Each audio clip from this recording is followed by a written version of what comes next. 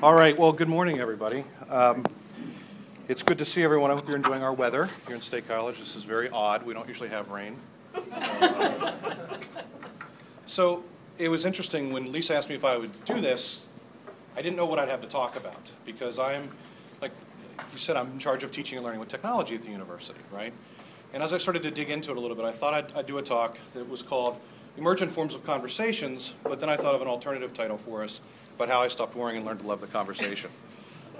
And really the notion behind that is, in education, and I also teach in the College of Education, these social landscapes that you're dealing with in your field are just as painful in ours. And I don't mean just from Lisa's perspective in university relations and connecting communities in and around our classrooms. Our students are hyper-connected in ways that we all need to be better prepared for. And I'm going to talk to you about some of those kinds of things. I'm going to do this through the lens of my own world here at Penn State. I've spent the last 10 years doing research relative to social media and social learning and social technologies. And what's so interesting is that started well before Facebook and Twitter and those kinds of things. So social computing has been around a long time, and I've spent a lot of time there. The other thing I'm going to spend time through the lens is I'm actually a Bloomsburg, Pennsylvania native. And I spent the last 3 weeks working to document the events of what's going on here.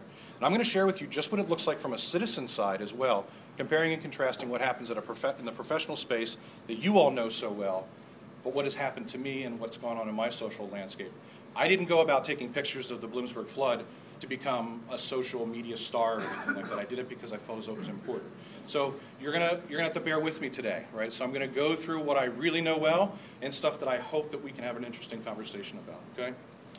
So the first thing I want to mention is, just like in teaching and learning, I want you to understand that technologists, and I could be called a technologist, when we come and talk to you, what we're not saying is throw away all that you do well and engage in all this new stuff. Because at the end of the day, what wins is probably solid writing, solid journalism, and good practice. It's the same thing that wins in our classrooms. So I never talk to faculty about, well, if you just throw technology at it, your kids will love you, because that's not true. That is not true. So that's my first point. The second thing I wanted to do is I wanted to start with some frequently asked questions. Some questions that I would anticipate you to ask, and I'm going to answer them now so we can ask deeper, more interesting questions later. So the first one is, does open mean free? And I'm going to say in this term, absolutely not. No, open does not mean free. We're going to explore that. Don't you care about privacy? Of course I do. Privacy is critical. I oversee a lot of what goes on in that space at the university. Aren't you concerned with copyright? Of course I am. That's my responsibility. So students violate copyright. I get the phone calls in the middle of the night about that. And isn't all of this a knife in the back of traditional journalism? And all of this being social media, the rise of the social web, the pushing of content, the pulling of content? The answer is no. This is a new opportunity, just as it is in the teaching and learning landscape as well. So I'm going to go back and try to frame this up so you can understand where I'm coming from. Do you guys know what this is? It's Pong, right? It's awesome. So I was born in the era of Pong, right? So what was really interesting is when I was a kid, my parents brought this thing home and they plugged it into the television set. And you could do this, and for the first time you interacted with media in a new way. And it's funny, you're going to meet my kids in a minute. My daughter saw this slide, my 9-year-old, and she said, "Daddy, what's that?" And I said, "Sweetie, it's a ball." She said, "No, it's not, it's a square." I was like, yeah, never mind. Probably right? And so this is me on my 12th birthday with my brand new Macintosh computer. This came out in 1984. My parents brought this home. And actually the only reason I put, see my hair? How awesome it was? I soaked that in. But this was an interesting device. Now you guys remember back in 1984 when you brought a computer home and you dropped it on your desk, it only plugged into the power outlet, right? It didn't communicate with anything. You didn't go online. You didn't go anywhere. You went somewhere in your mind, right? But you didn't go anywhere. But I'll contend that this was a piece of social technology even then. Because back in 1984, what happened was nobody else had this. My parents were university professors. My friends hadn't seen these things. So people came to my house and we sat around these machines and we did interesting things together. We drew pictures, we did stuff. So this is really my introduction to social computing, right? Prior to coming to the university, I had a startup in Philadelphia that failed magnificently. But I came here and I spent 6 or 7 years in the College of Information Sciences and Technology as a faculty member, and I ran the Solutions Institute there. And my area of emphasis and research has been around social computing. I continue to teach in the College of Education. I teach a course called Disruptive Technologies. And I will talk about that as well. And now people use the A word to describe me. I'm an administrator, and I get to make decisions. It's really wonderful. So that's me. So as an administrator, though, these are the kinds of numbers, and you heard when we introduced Lisa, the kinds of numbers that I have to think about when we do implementations, whether they're technology or teaching changes. About 96,000 students across the Commonwealth of Pennsylvania, with an additional 23,000 World Campus enrollments. Most of those students never step a foot on our campus, right? They get delivered content across the country and across the world, really around the world, via technology. We're the second largest employer in the state of Pennsylvania, and we have 24 campus locations. So what that means is if I decide I want to do something here at University Park, I have to think about these 23 other locations where some of them have one building, no space, totally different budget models and everything else. So that's sort of the environment. So who I work for, wait a second here. Okay. To protect their privacy. I told you I cared about privacy. These are mine, okay? This is Madeline, this is Max. Madeline will turn 10 on Christmas Day. Max is now 5, okay? You can see that these are not digital children, right? We hear about digital natives and all this. These are regular old analog kids. They make pizzas, they do stuff just like we did when we were kids. That doesn't mean that they don't engage in the use of technology, because they do in really, really interesting ways. Let me share something with you. So here's Madeline when she was very young, maybe 2 or so, right? Now, what is she doing? She's sitting at a computer, she's playing a game called Webkins. You guys ever heard of Webkins? Right, they're those stuffed animals that have a code that you put in the computer and the animal comes to life. It's like an emergent social network. You have to feed the animal, do these things. Well, an amazing thing happened, a couple amazing. First of all, the first time she sat down at this machine, she knew that this mouse down here where her hand was made stuff up here happen. I don't know how, she just knew that. She knew that when this tray slid out, that she wasn't to put her mug on it, right? My parents still do that. But, right? And the other thing that happened is she learned so quickly through this engagement that just sort of blew my mind, right? Now here's the other guy. This is Max. Max was born at the same time that this thing came out. You guys know what that is? The iPhone, right? So Madeline and Max are 4 years apart. Max has no idea how to use a computer. Everything is touch at this stage to him. So in the span of just 4 years, these two children, one sits down at a computer, a big honking desktop machine, moves a mouse, understands that metaphor. Madeline couldn't use this. Max picks that up, flicks through, send a picture to Nanny. He flicks it up, boom, he thumb types, and then he can hit the send button.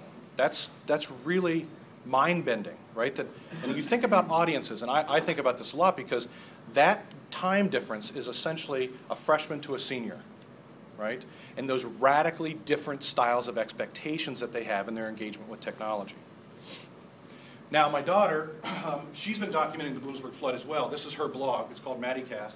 And she takes pictures with her iPod Touch and writes blog posts and puts them up online for people to read. It's crazy.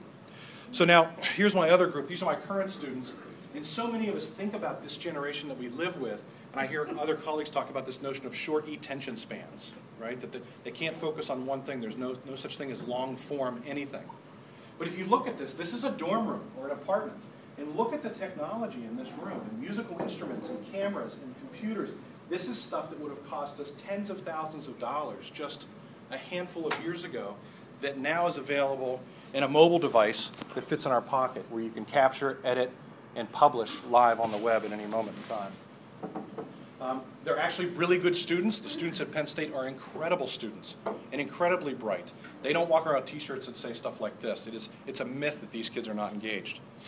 And what it reminds me of is this notion of technology is only technology to those born before technology. A great quote by Alan Kay, right? My kids don't see the iPod or the iPhone as a piece of technology. It just is. There was no such universe before this device, right? And once you arrive at a state of connectedness, you don't go back from that state of connectedness. And I think that that's really important for us all to listen to. We've been asking students about the things they want for 25 years at Penn State. And I think that this is probably not quite where your audiences are yet, but they are emerging into this space very, very quickly. I want to be able to do what I can out there. And what that means is they have an expectation to use environments like this, right? This is Facebook. This is social. This is engaged. They get news from it, but the news comes from traditional media sources, but they're not going to the New York Times to read it. They're reading it because someone that they know recommended it on their site, right? And then the reality is this, right? This is the isolation of the traditional landscape, right? There's no recommendation here. I mean, it looks as outmoded and outdated as I can imagine. It's actually easier to steal the news from this box than it is from an online environment, right? I can pump 50 cents into this thing and take every paper out of there with me. The expectation now is this is Twitter, and this is not like Facebook. This is the just-in-time web. This is actually telling you what's going to happen tomorrow, what you're going to read about in the paper tomorrow. And if you look at this animation, some of you may have seen this. This is the spread of the earthquake-related tweets right after the earthquake that just happened. People were seeing, oh my God, I just felt an earthquake, on Twitter before they felt the tremors. That's how quickly information moves across these social networks now. And here's our reality in that, in all of our spaces, right? We have nothing that answers this question. The expectation is more and more that this content be delivered on the go, where they go, and even here at the university, we don't really have good solutions to this.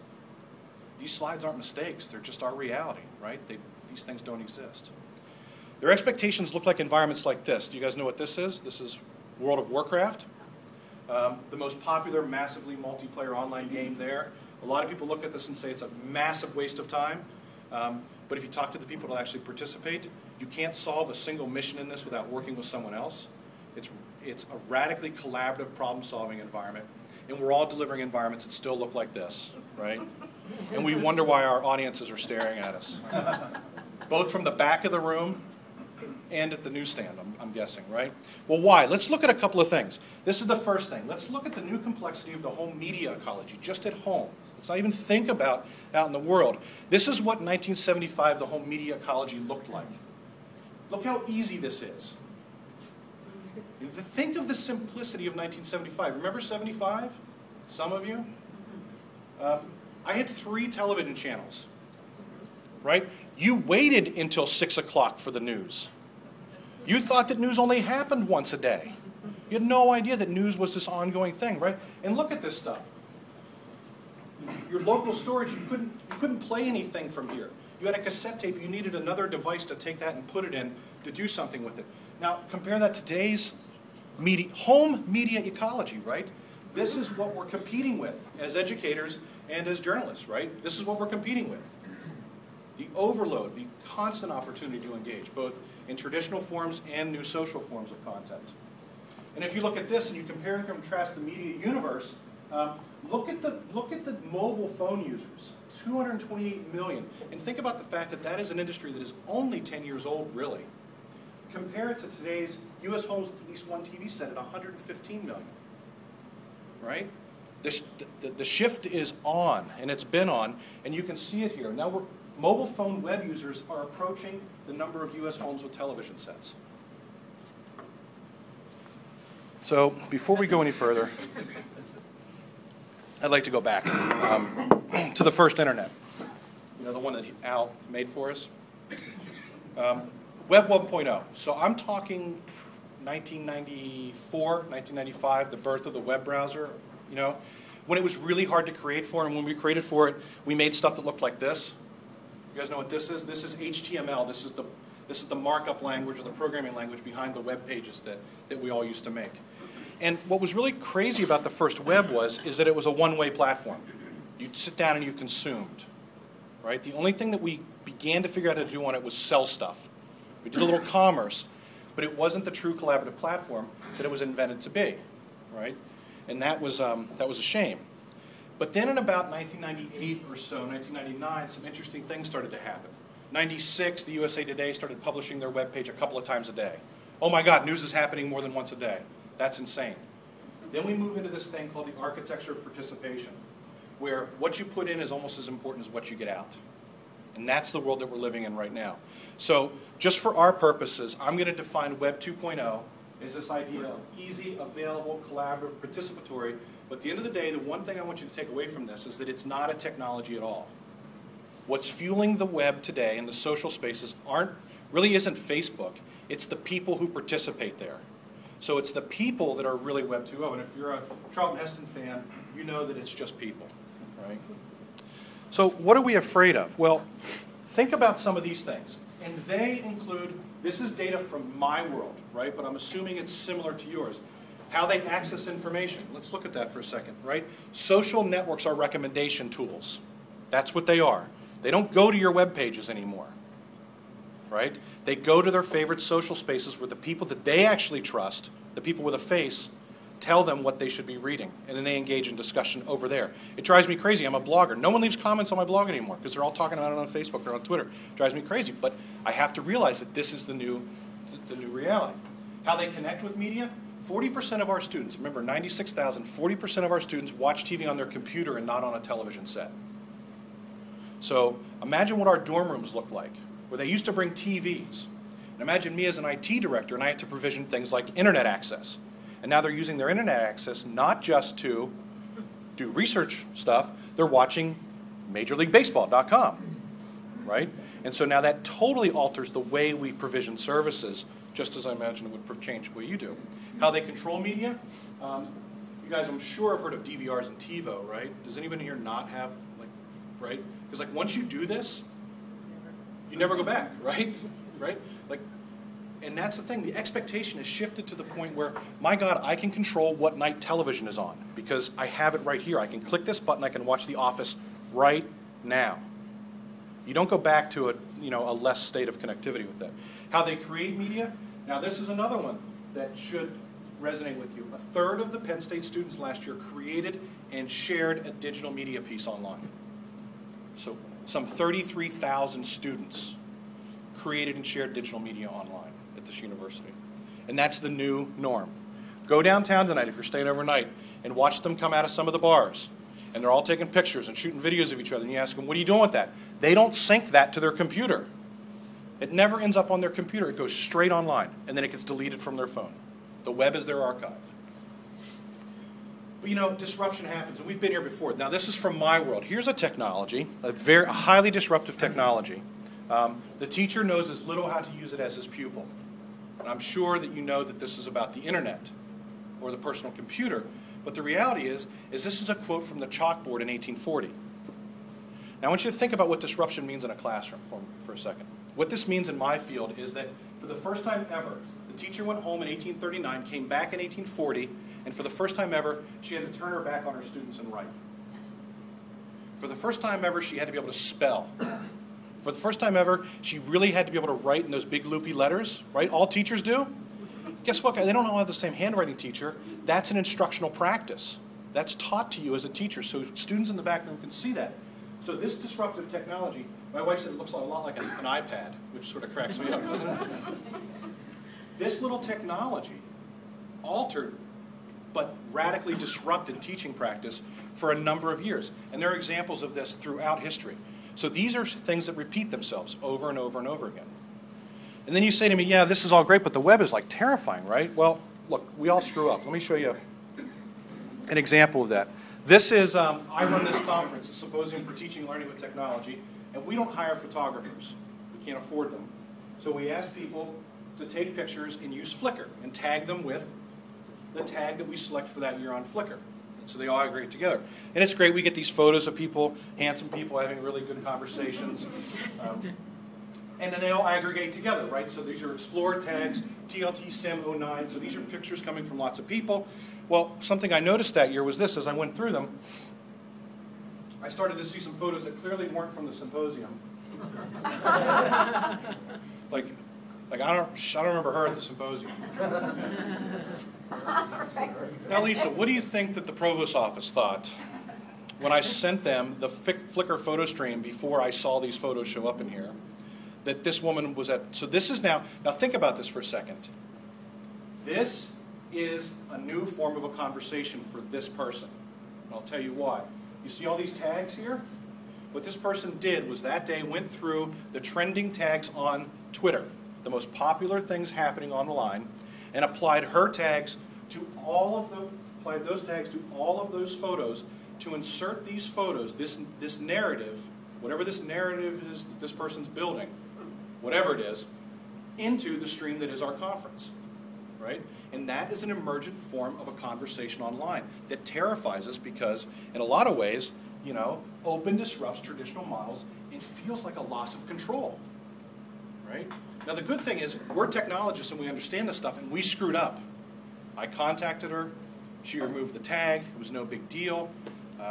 But Flickr wouldn't take those pictures down. There's nothing about those photos that are obscene in any sort of legal way. They may drive us crazy, but they're fine. So let's explore some new conversations. Social environments, this is Facebook, just some stats for you. These are a couple of years old, and these are Penn State focused. 60% are daily users. Over 90% in Penn State are active on Facebook. I would guess if I asked them this year, it would be closer to 100. If I'm in a classroom of 100 students, there's usually always one that says, I refuse to go on Facebook, which is fine, right? But this is the one that blows everybody's mind. And we screwed up when we asked this question. We asked them, how many hours a week do you spend on Facebook? 0 to 1, 1 to 2, 2 to 3, 3 to 4, 4 to 5, 5 or more, because we thought, these kids would never spend more than 5 hours a week on Facebook. That's crazy. So we actually have absolutely no idea what's going on here. By the way, this is the same amount of time they say they study per week. And I bet you, so get this, studying's actually a positive attribute, so people tend to overinflate positive attributes. So anyway, you can make your own judgments. So this is Facebook, right? We all know Facebook. And what's crazy is those on Facebook have so much more to say to each other than simply happy birthday. I know many of us, that's really the most dynamic day of our lives on Facebook, right? We get 150 happy birthdays. But there's so much more. Let me talk about this just for a second. This is an open space that popped up the day after the flood in Bloomsburg. Okay? Within 12 hours, it went from 0 to over 1,000 members. Remember, there are only 12,000 people in Bloomsburg. So this is from Bloomsburg natives, right? And this was completely community organized. All the open organization of food relief, donation spots, and other information were listed here. So if you actually wanted to do anything, you came here to do it, not to traditional outlets, right? People coming together to help each other in the absence of traditional channels. There were no traditional channels that were willing or able to participate in this conversation this quickly. And this just happens. And you say, so what to me about that? But at the end of the day, these are connected communities. And what's happening is these connected communities are changing the speed at which information is created, shared, and acted upon. And that's a very, very different model than what we're used to. I don't know if you can see this, but this is actually the flying VT symbol, Virginia Tech symbol, in Penn State's Beaver Stadium the weekend after the Virginia Tech shooting. This happened because students organized on Facebook. And I'm guessing your office recognized it, or the president's office recognized it, and made sure these kids, because they said they wanted to do something, instead of having blue and white t-shirts for the giant S zone we all see on TV, had this giant VT. It was the most moving thing that I'd ever seen at Beaver Stadium, and I can tell you that it happened only because of the connected community and the ability to rally that quickly. Now, that's a great thing, but think about when these students and our audiences can use this against us, and that's also happening all over the world. So let's look at where social meets user-generated. In 2007, remember there was a writer's strike? Well, that was the first time that users watched over 10 billion videos online in a month. Okay? Everybody said it's a blip because there's no good TV. It's never gone back. People watch more video online than they do on television. And they do almost all of it here. Facebook is the #2 search engine on the web, behind Google. So what's interesting about that is people search for content first in a text format, and then they go to see what they can see with their eyes and hear with their ears via YouTube. Let's look at, yeah, this is here because my kids love Star Wars. It's Darth Kitty. Or Hello Vader, I guess. Hello Vader, you like Hello Vader? So let's look at this. This was one of the first early things that I found on YouTube that really sort of blew my mind about what I'll call new forms of communications. This is Irving Fields. Okay, Irving Fields is 80-some years old, and he wrote the YouTube.com theme song. Let's watch a minute of that. And I've not tested audio, so I have no idea how loud it's going to be. So bear with me. YouTube.com, you'll find the whole world for what you're looking for. YouTube.com, it's a blessing for mankind, that's for sure. See the wife walking through the back of the room? She plays a big role in the whole song. For what you're looking for. Okay, it's on the internet. You can go watch it. Okay. Now, what's interesting to me about this is not the number of comments. I mean, 8,000 comments are a lot, right? That's a lot of comments, but that's not, this is what blew my mind. So find Irving Fields and then look at the video responses. So instead of responding in text the way we think about it, people are now responding in the same forms of media that they're actually being presented the information. So think about this for a second. I just clicked on the first one here, and this is the first layer of what I'll call remix. This is a shot-for-shot remake of the YouTube.com theme song. YouTube.com, you'll find the whole world for what you're looking for. YouTube.com. Now wait for it. The wife, here she comes. For sure. Right? So if you watch the whole thing, she pulls a mirror out just like in the original video. She fixes her hair. It's literally a shot for shot. That's a conversation. That's a new form of a conversation that's emerging online on the second most popular search engine. Okay, I'm sure everyone's seen this, right? Charlie bit my finger? Okay, is there anybody here who hasn't? Because I'm okay. Well, welcome to the internet today. Introduction to the Internet 101. Okay. This is the most watched video on YouTube.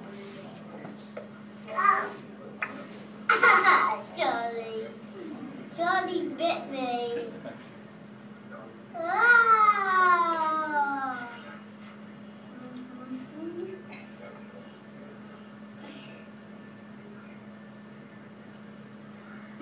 Ah. Oh. Ouch. Ouch. Ouch, Charlie. Ow! Charlie, that really hurt.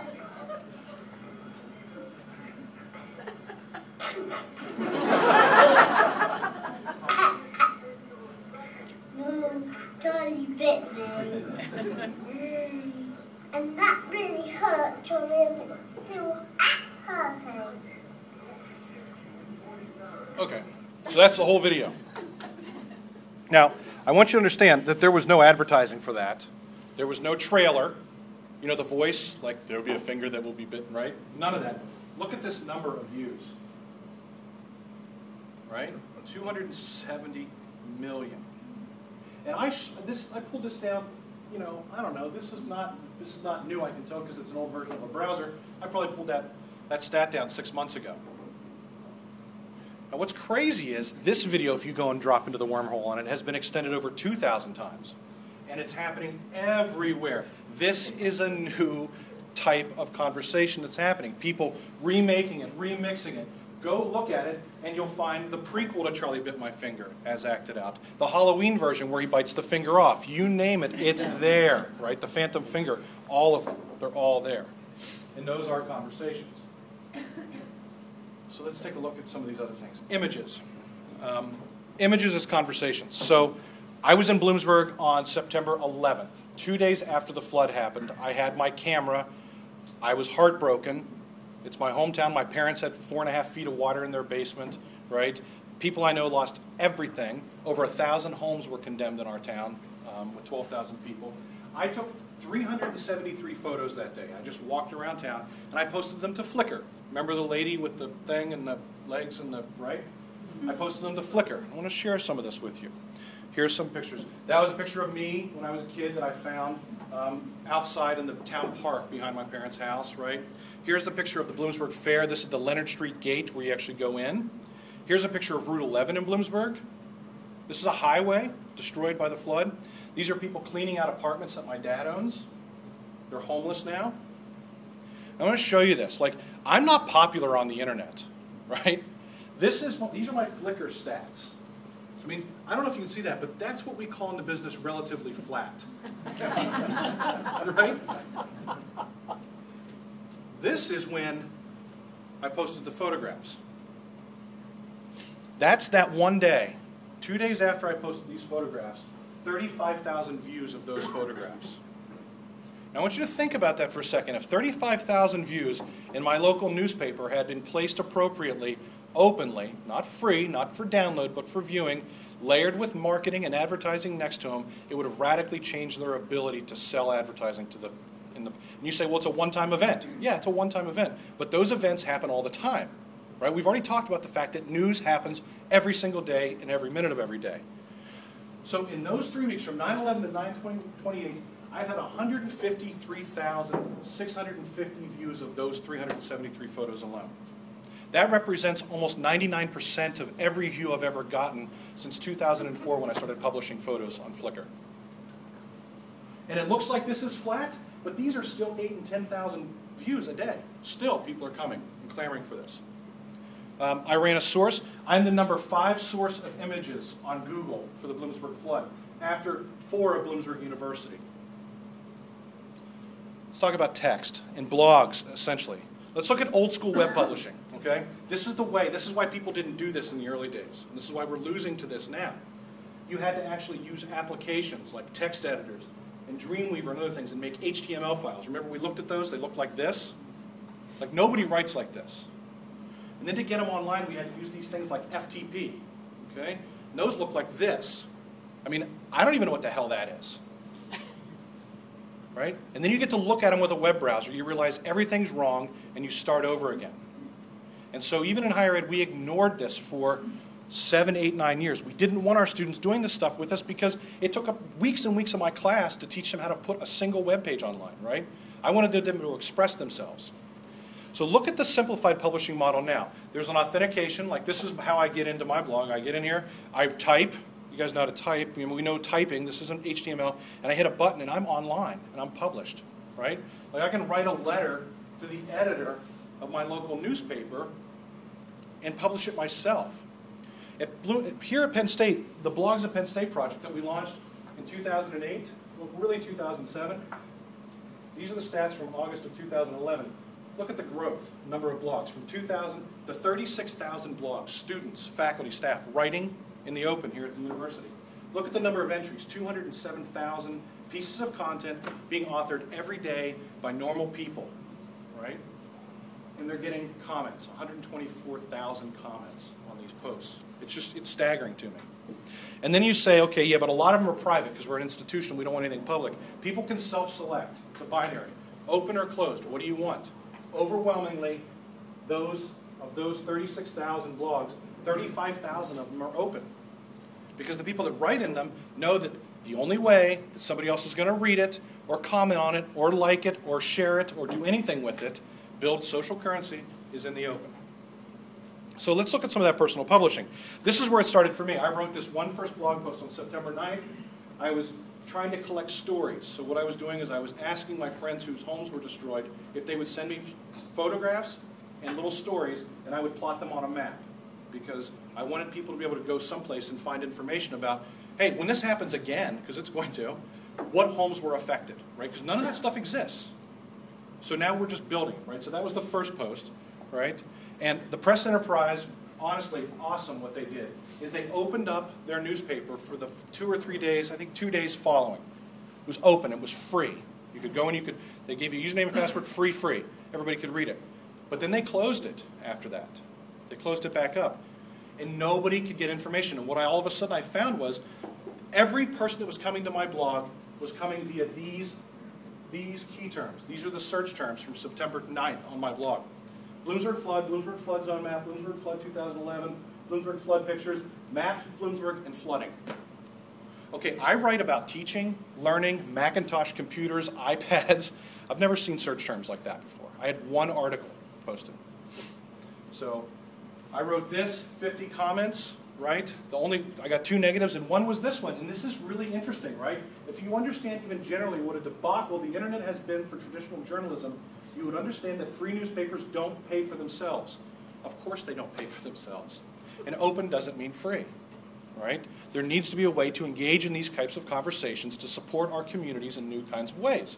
That's really important, right? This was an AccuWeather piece. They were looking for photos. The only place they could find photos, I got a call from a producer in AccuWeather and asked me if she could use my photographs to produce a piece for AccuWeather. Because there were no other photos openly available.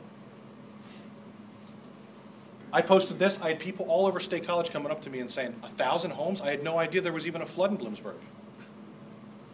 Okay, my blog is not typically visited, much like my Flickr photos. Okay, see, that's the number 0 right there. So that's probably like 30, right? And some of these days I'm writing things, and the days that I'm writing things, I might get 40 or 50, right? This is when I started publishing this stuff. And this is an opportunity. This is the most popular day. I got 774 page views of that one entry, right? But look where it's all coming from. None of it's coming from traditional outlets. It's all coming from social media, all of it. And again, if you look at the search terms, they're all Bloomsburg flood related. And all the way down here at the bottom is this one called First Mac. So somebody came there, they were Googling, what are your experiences with your first Macintosh? And I got one refer, but everything else is coming through that channel. So in that same time period that my pictures were getting 150,000 views, my blog posts were visited by 35,000 individuals, unique individuals during that time period. That's more traffic than I've ever had in my entire life. My blog is now number 8 on Google for flood information. This is what you get when you go to try to get that information from our local paper, right? I'm now number 3 when you Google the local paper. Remember, I've written 5 blog posts about this, and only one time in the entire history of my writing over the last 7 years have I mentioned the word press enterprise. And I'm number 3 now. And this is the way our audiences are publishing, okay? It's no longer, remember I showed you, you log in, you write, you do this. This is where it's at now. People are reading, and they highlight text, right? So they're reading, they highlight text, and see that little thing up there? They click a button, and it pops open their entry pane. They hit submit. It publishes to their blog instantly. Their blog instantly sends it to Twitter. And by the way, if you have, say, 5,000 visitors on Twitter, those 5,000 people instantly see that. And then Twitter sends that into Facebook, where if you're a press or something else, you probably have 500, 1,000, 2,000. In the case of our Facebook page, how many, Lisa? 200,000? It drives a lot of traffic, right? So open isn't necessarily free, but through one little mode, pushing one button, pushing content, you go from consuming to creating to managing to sharing in a single click. And that's the model of the web today. That's the change and that's the challenge that we're living in. And so my points, and I'm sorry if I've gone on too long, but I think I have 3. I think we know this. Unless we have a flux capacitor, right, unless you have that DeLorean, time only moves in one direction. You saw the rise of mobility. You see that what the behaviors are. It's not going back. We can stop worrying about what we used to do. That's over. Now it's where we go from here, right? Time only moves in one direction. The other thing, and this is just as true in my world, because so many people are predicting the fall of higher education, just as they've been predicting the fall of traditional journalism and everything else. It's on the same path. Isolated information ecosystems are doomed to become cones of silence and work against our communities. And in my world, that's a community of teaching and learning. It's a community of scholarship, a community of research. If people in the NSF, the National Science Foundation, don't know about the work we do at this university, we don't do the kinds of work we do with grants. The same thing happens in our towns, in our local communities. If people don't know, people don't come. And I believe we need to engage in new conversations with our audiences, or someone else will. And we're seeing that with things like Patch and other hyper-local kinds of activities that are going in and moving into even smaller communities at this point. Hyper-local journalism, people doing it, when you say, yeah, but that's not journalism, that's not this. Guess what? It's filling a need, and it's available. So that's sort of that. So I hope that wasn't depressing. But I am always available at cole@psu.edu. You can find me online anywhere, Cole Camp Police. It's easy. I'm not that hard. I'm now number 3. Just search for the Press Enterprise. And I'm number 3 up there. Yes.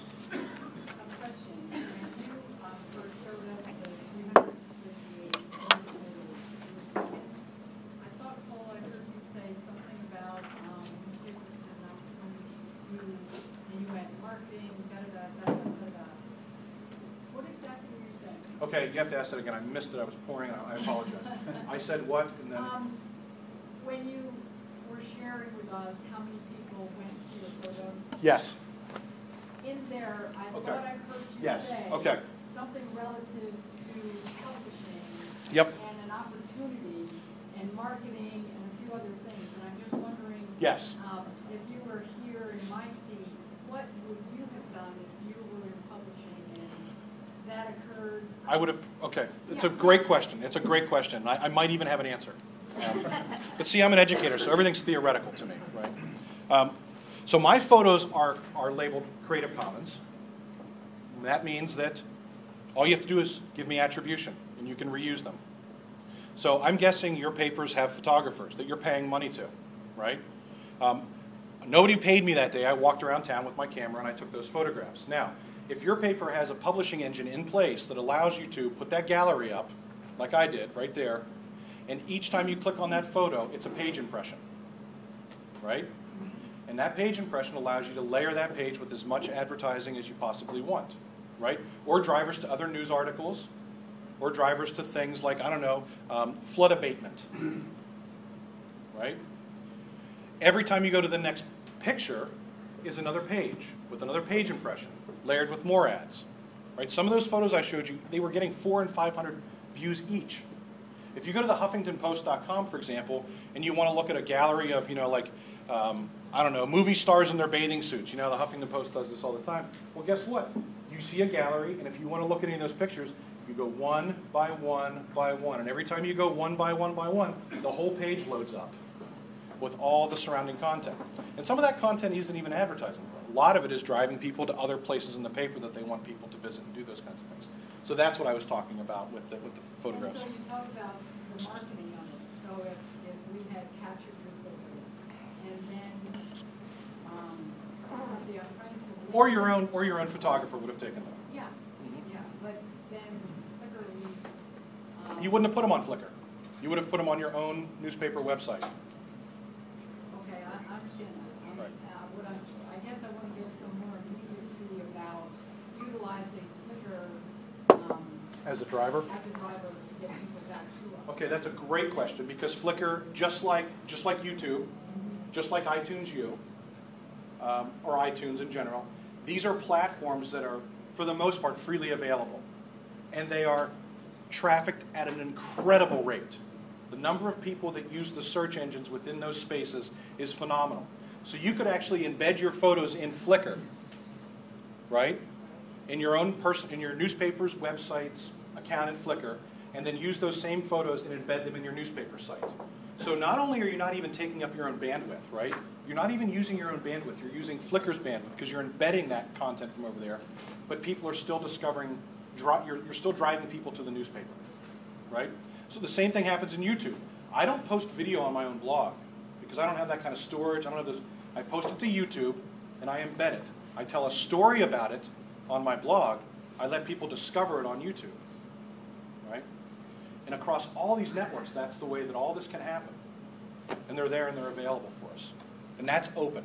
I have one more question. Sure. It's too personal. You certainly don't want to No. answer it, but when AccuWeather wanted to use your photos, Mhm. did you get anything monetary? Nope. I didn't ask for anything monetary.